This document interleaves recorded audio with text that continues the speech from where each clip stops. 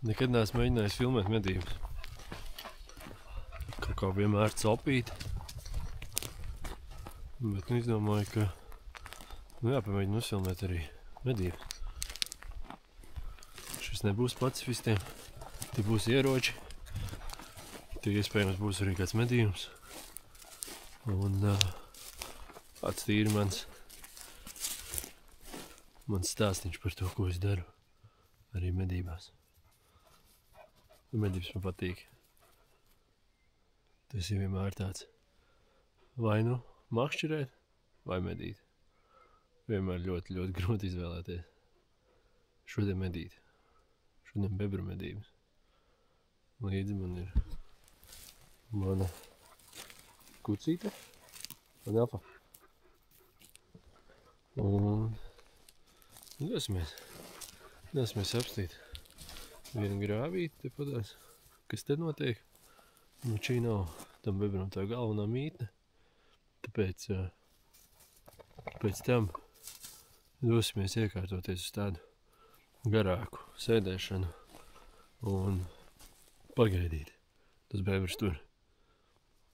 Godīgi sakot, arī ir pats bebru medību noslēgums šajā pavasara sezonā.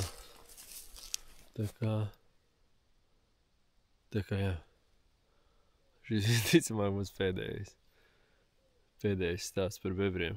Vismaz līdz rudenim noteikti. Apmēram tā. Laižam aplūkot, kas te notiek. Sanās bijis.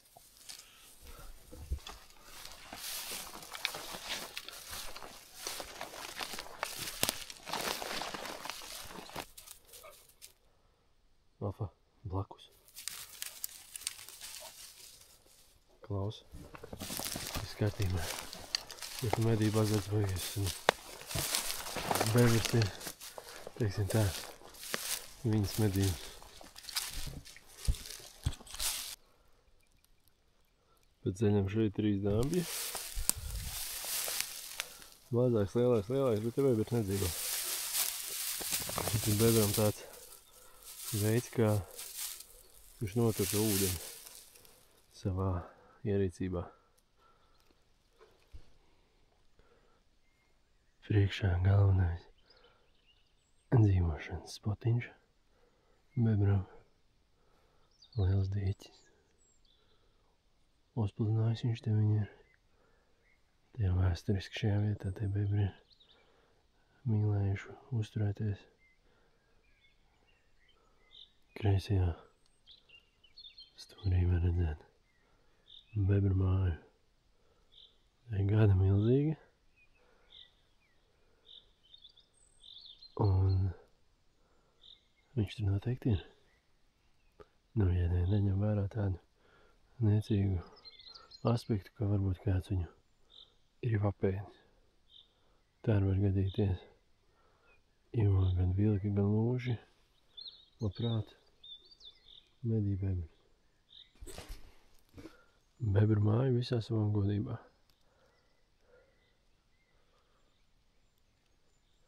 Es vienmēr domāju, cik komiski izskatās tas moments, kad bebrs paņem to lielo baļķi un uzstiep tajā mājas augšpusē. Tas varētu izstīties diezgan amizanti.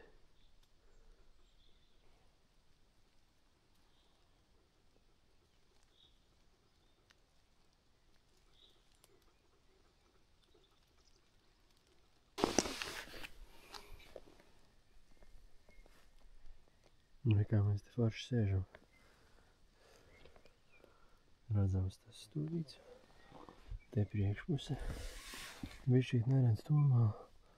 Bet domāju, ka ja ūdens sakustēsies, tad te būs manevri iespēja. Vējš ir pareizais. Uz man sejā.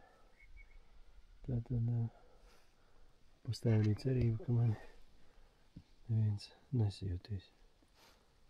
Alfiņā trīc. Tas normāli. Tā jābūt.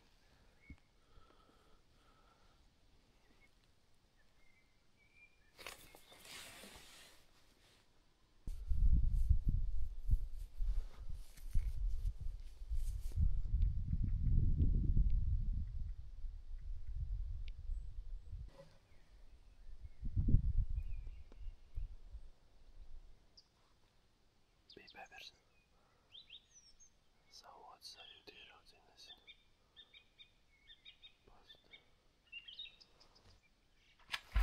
Alfa, šurp! Šurp!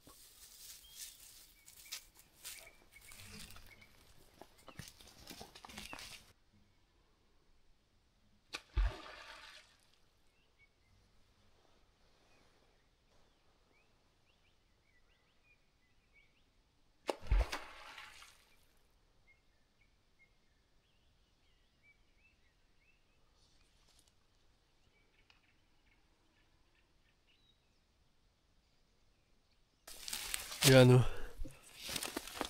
epopēja beigusies savā ziņā. Bebers te vairākas reizes man sita rasti. Kaut ko uzfilmēju no tā visa. Pēc tam viņš izlīd ārā. Tad patās, kā mēs sēdējām. Reku tur bišķīts priekš. Mēram, tur pie mājas. Sagriezās sāniski. Bija šāviens. Es redzēju, ka es viņam trāpu. Bet šī bija tā reize, kad bebers nogrima. Burtiski pēc šāviena viņš bija virs ūdens 5 sekundes un pēc tam nogrima. Bet man ir tāda gara makšķere un man ir vēl tāds sunīts jauks. Jā, un mēs ar Alfānu aizgājām, uzkāpām uz mājas. Un tad es sāku ķemmēt to vietu, kur viņš nogrima aptuveni. Un arī izķemmēju. Un rekur ir skaists liels bebers. Atdosim, kā sacīt, jāsaka, medījumam to pēdējo